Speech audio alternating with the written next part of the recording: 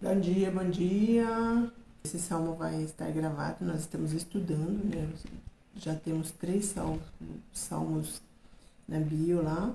Se vocês quiserem ver a introdução, é o primeiro. No sábado passado foi o salmo 1 e hoje nós estamos com o salmo 2.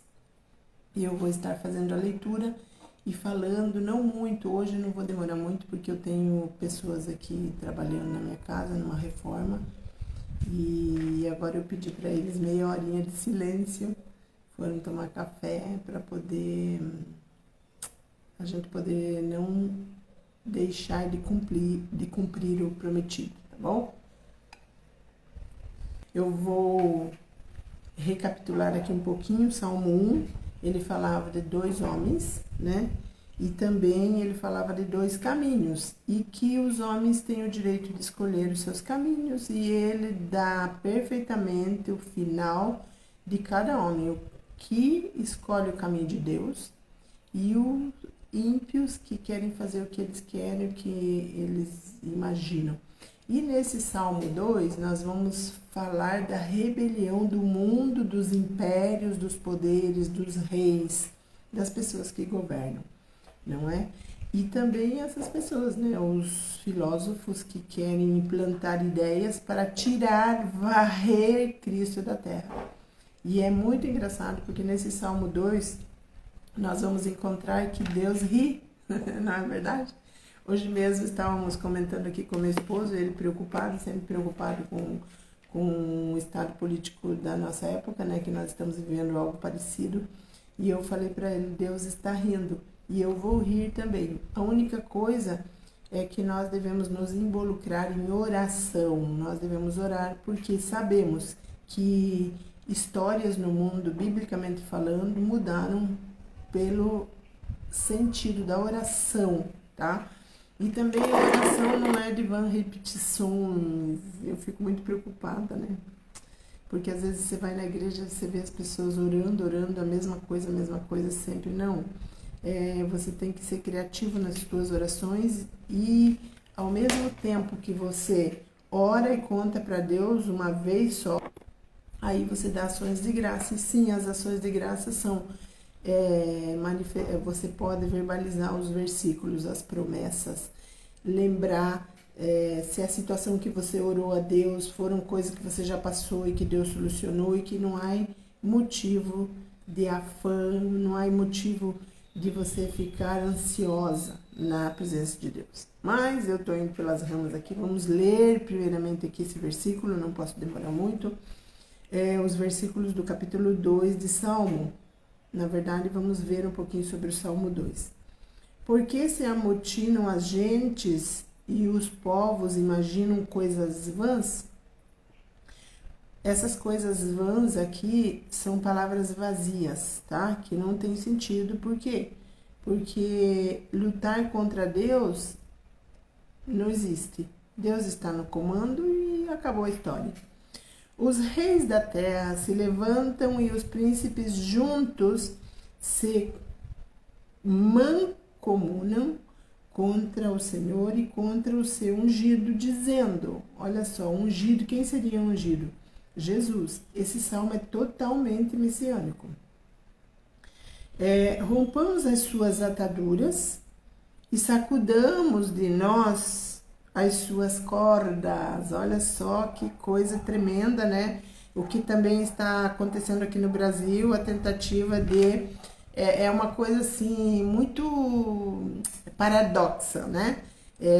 Por um lado, eles estão querendo prender pessoas que, segundo eles, falaram que existia uma ditadura, e por outro lado, eles são a ditadura do demônio, né? Na verdade, que nós sabemos que vai valer o que eles escrevem, o que eles assinam embaixo e todas essas coisas. Então, para você que é filho de Deus e confia em Deus e confia na palavra de Deus, esse salmo vem assim de bandeja, como uma luva, tá? Porque ele vai falar justamente das pessoas que imperaram em toda a terra desde o começo do mundo, né? Desde lá da Torre de Babel, todos que vão projetar, pensar, inventar filosofias, ideias, né, teses para que possam romper as cordas do Messias, mas eles não vão poder, porque Deus está no controle e ele fez o que ele quis. Jesus nasceu na época que ele quis, que Deus estabeleceu. Tentaram matar, mataram 1 milhão de crianças, mas Jesus não foi atingido. Ele saiu com a sua, né? Lá na Argentina, nós falamos, se saiu com a suja. Deus sempre vai se sair com o que ele previu, com o que está escrito, porque a palavra diz que nenhuma jota vai deixar de se cumprir na palavra de Deus, de se cumprir, né? Me perdoa aí se eu falo algumas palavras em espanhol. Aqui diz no 4, aquele que habita no céu se rirá, o Senhor zombará deles. Olha só, eu vou só adiantar aqui, porque eu não vou falar muito, eu vou deixar para repetir esse salmo sábado que vem. Eu vou só comentar aqui com vocês uma relação, com relação a esse versículo 4, de governos que... E vocês podem pensar ou podem ir ali, né? Que agora está uma forma tão fácil de só clicar, né? E você já vai saber o que aconteceu com os egípcios, com os assírios. Eles eram avaros por terra, eles queriam as terras, eles conquistaram muitas terras. O que aconteceu com os assírios? Com o Império Babilônico, que foi que aconteceu? Cadê o Império Babilônico? Os medo-persas babilônicos, os gregos, os macedônios. E o que aconteceu com Alexandre o Grande, aquele que morreu com 33 anos de idade, né? Que era uma pessoa endeusada, né? Justamente por isso eles chamavam ele de Alexandre o Grande. E depois veio César, os Césares, César Augusto, Tibério César, Lígula, Cláudio, Nero, Fito Flávio, Domiciano, Marco Aurélio, Sétimo Severo, Destro, Domiciliano e Diocleciano. Esses foram, assim, os últimos imperadores e que nós podemos ver o que aconteceu com eles. Então, com relação àquele que habita nos céus e na terra, o Senhor zombará deles, se rirá. O que vai prevalecer é a vontade de Deus. Por isso, nós não devemos nos preocupar, e sim nos preocuparmos em orar. Quando está acontecendo algo que a gente percebe, conhece a palavra que não vai muito a favor dos cristãos, e também nós temos promessa de perseguição, tudo bem, temos que tomar com calma, com pinça, e fazer e saber que Deus está no controle de todas as coisas. O 5 diz, então lhes falará na sua ira e no seu furor os confundirá. Quando eles estavam colocando a coroa de espinho, coroando ele como rei dos judeus, eles não sabiam o que eles estavam fazendo. Eles estavam realmente coroando o Senhor, o Rei dos Reis, Senhor dos Senhores, e não sabiam. Na próxima aula, eu vou até anotando aqui para colocar aqui o significado das palavras quando eles estavam coroando Jesus e o que significava no hebraico, tá? Significado.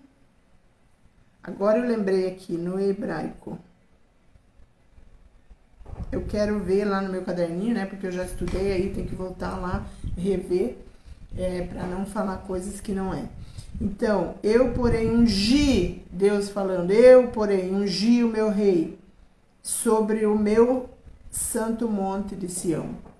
Recitarei o decreto. O Senhor me disse, tu és meu filho, eu hoje te gerei. Pede-me, e eu te darei as nações por herança, e os fins da terra por tua possessão, tá?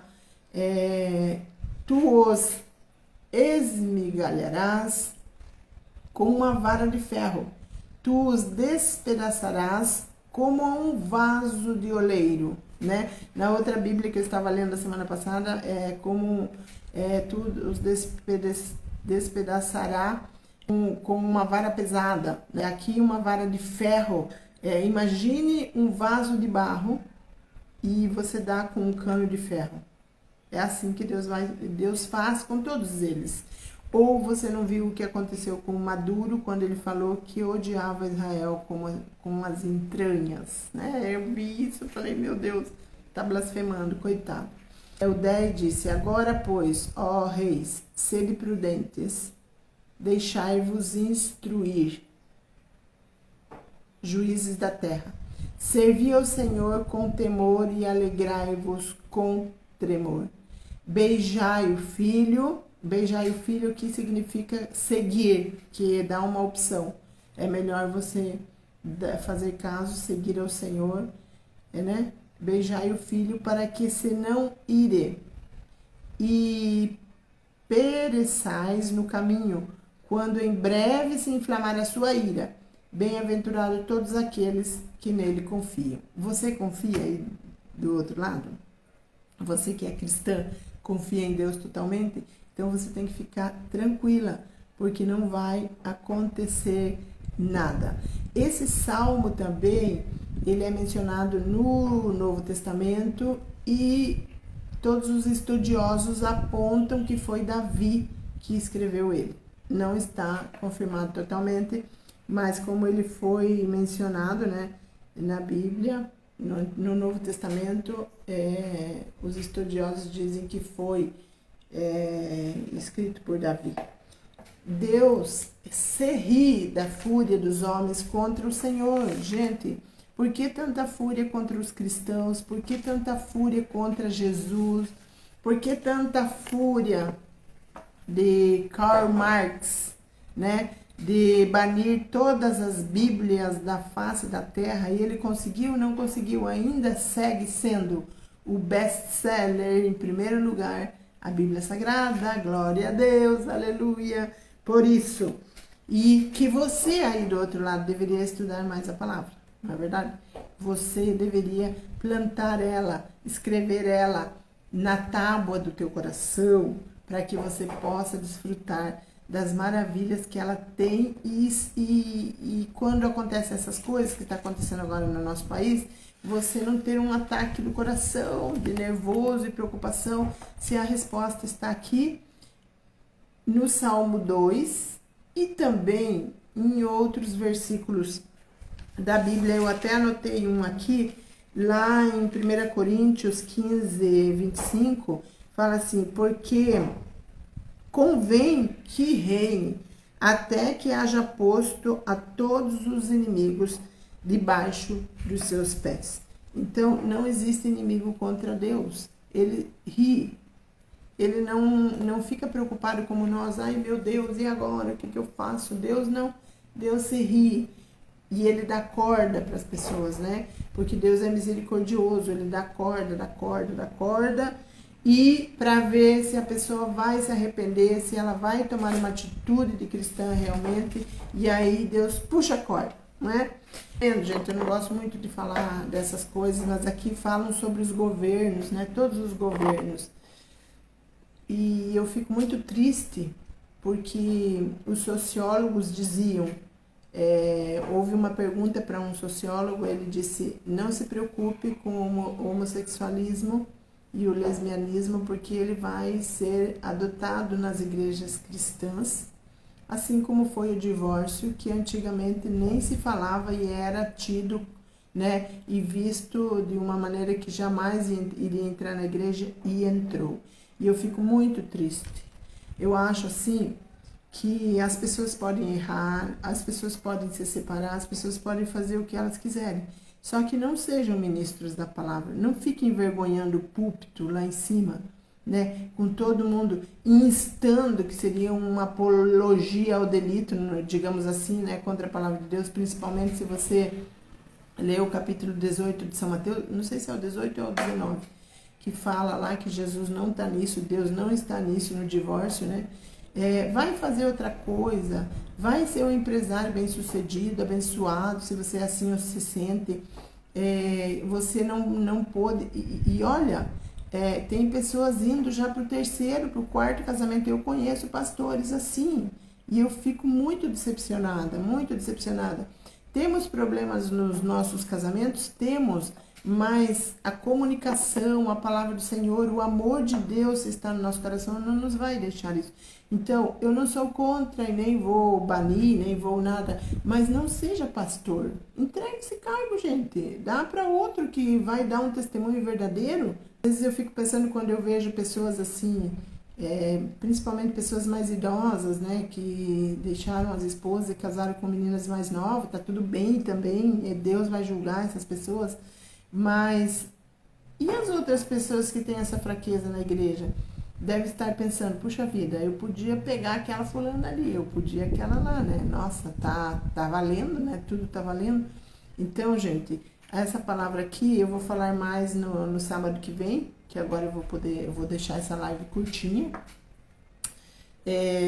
Vou falar um pouquinho mais. Falam sobre governos e para que as pessoas pensem um pouquinho, né? Eu gostei muito do Cláudio Duarte, porque ele falou que na igreja dele, se a pessoa é divorciada, ele não pode ser pastor, já diretamente não pode. Então, eu achei muito bom. Eu falei, eu acho que vou ter que pertencer nessa igreja, né? Mas é uma brincadeira que eu tô, meu marido não quer sair da nossa igreja, né? Então, tudo bem. Mas eu gostei dessa posição, até para tirar fotos agora, ele para tirar fotos também, ele é muito seletivo, né? Porque ele é muito visualizado e tal. E ele tem esse cuidado de não consagrar um pastor que já é divorciado. Porque se não pôde com o casamento, não vai poder com o segundo, não vai poder com o terceiro, né? Vai virar um Fábio Júnior da vida. Então, não que o Fábio Júnior, ele pode fazer o que ele quiser também, né? Cada um tem os seus direitos, nós estamos vivendo e vamos falar daí um pouquinho sábado que vem, tudo é relativo, né? O que vale é o que eu penso, ninguém se meta comigo, mas nós que somos cristãos temos o dever de falar a palavra de Deus. Agora, vamos encontrar tretas falando a verdade que Jesus falou, as palavras dele, vamos, né? Muitas pessoas vão nos criticar, vão falar coisas, mas nós fomos chamados para pregar o evangelho e não somente o que as pessoas querem ouvir, né? Que nós temos muitos pastores que pregam o que as pessoas querem ouvir, cuidam muito para não ofender, mas na verdade nós temos que pregar a verdade que transforma, a verdade que faz a pessoa nascer de novo, a pessoa se regenerar, né? A pessoa que está no segundo casamento, não se preocupe, você pode ficar, pode se converter, mas não seja o ministro da palavra, né? Deixa para outras pessoas e cuide bem a segunda família que Deus te deu a oportunidade. Cuide como tem que ser, ame a esposa como Cristo ama a igreja. Cuide dela, cuide dos sentimentos, dê mais valor aos seus filhos, dê mais tempo à sua família, que na verdade quem escolhe casar é para isso, gente, é para se dedicar totalmente à família, não existem outras coisas, deixará o pai e a mãe, se unirá à sua esposa, aos seus filhos, e até inclusive para que você vá bem financeiramente, a palavra bênção que nós falamos na live passada, ela está vinculada com isso também, de que ser fecundo, a mulher ao redor da sua mesa, cuidando, o marido se involucrando também, não deixando só para a esposa, como é o costume de muitos, e é por isso que as mulheres se cansam, as mulheres se fadigam. Então tem que ter assim um concílio para lutar a favor da nossa família. E depois, né, a gente vai fazer o ministério, né, o ministério de Deus. Quantos filhos de pastores desviados por falta de testemunho dentro de casa, porque ontem mesmo eu estava fazendo um trabalho da prefeitura na praça e fiquei sentada lá um pouco e uma mulher veio me comentar, olha, eu me separei do meu marido, eu escutei ela, eu sou católica, escutei tudo ela falar. Ele batia nela muito tempo, traía ela muito tempo. Aí eu recomendei um livro, que na verdade esse livro foi escrito, Comporte-se como uma dama e pense como um homem. Eu já li esse livro, é muito bom. E apesar de não ser um escritor cristão, ele faz com que nós possamos entender o pensamento dos homens, como funciona, né? E aí trazer uma harmonia dentro da nossa casa, entendendo os nossos maridos, os nossos homens, que eles são de uma forma e nós somos de outra. E depois, se você complementa com a Bíblia, vai ficar perfeito, vai ficar 100%. Aí dei, ela pegou o nome, marcou, e aí contou a história dela, tal. Ah, eu sou católica, aconteceu isso, eu me separei. Falei, não há possibilidade de você voltar. Leia esse livro e depois me conta, né? Na verdade, ela não pegou meu telefone, mas depois você vai tomar a tua própria conclusão, você tem a oportunidade de perdoar e tal, tudo certo. Aí ela falou, mas eu tenho a minha irmã que veio morar aqui comigo agora, se separou do marido também, ele é um pastor contra, que ninguém pode falar, nem os juízes conseguem com a lábia que ele tem, e ele não traiu a minha irmã, mas batia na minha irmã em casa. Olha só, gente, é a história que eu escutei ontem na rua. Eu gosto de escutar histórias de pessoas, né? Escuto no final para me dar uma palavra, dar um versículo da Bíblia, qualquer coisa. Fico desesperada por ver esse mundão aí sofrendo, e nós temos que pensar, mas eu não vou mudar. Claro que você vai mudar. Faça como aquele beija-flor que viu uma floresta incendiando e quis fazer a sua parte. Foi lá com o biquinho, pegou um pinguinho de água e jogou também. Assim é o nosso trabalho. É o nosso trabalho. E é o Espírito Santo que vai falar. Essa mulher não vai esquecer. Eu dei mais de meia hora do meu tempo para ela, escutando e tentando restabelecer um casamento. A esposa que o pastor batia, né? Ela falou, eu não posso falar que o meu esposo bate em mim porque ninguém vai acreditar. A congregação não vai. Ela não vai acreditar, porque ele é muito bom na palavra. Então, gente, nós estamos vivendo assim, em momentos que nós temos que nos aferrar a Deus, a sua palavra, cuidar dos nossos, né? Eu tenho 3 filhos, uma neta, um genro, a quem velar. Fomos pastores missionários por 30 anos, mas isso não importa. Cuidamos de outras pessoas, ganhamos pessoas, tem pessoas trabalhando e ganhando almas para Jesus. Estamos muito felizes com o que nós fizemos e agora optamos por cuidar dos nossos mais de perto. A nossa netinha, mais de 15 dias, 20 dias, meu Deus, o meu esposo fica doido de não ir lá ver ela, falar com ela. Hoje ela vai vir para casa, nós temos compromisso na igreja e vamos trazer ela para cá. Daí no outro final de semana eu vou para lá para ver o papai e a mamãe dela também, né? Que eles precisam também do nosso carinho. E os outros filhos também, na medida do possível, vamos cuidar. Graças a Deus estão todos na casa do Senhor e seguimos velando pelo bem deles. Então, tudo isso eu falei agora, por último, talvez você vai pensar, não tem nada a ver com o Salmo 2. Tem sim, porque está falando para pessoas que governam, para pastores, para os governantes em si, para os seus súditos. Na igreja, muitas vezes, nós governamos. E o que é que nós estamos fazendo com o nosso governo?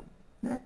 Nós temos governo, se nós estamos governando, nós temos o poder de fazer o correto.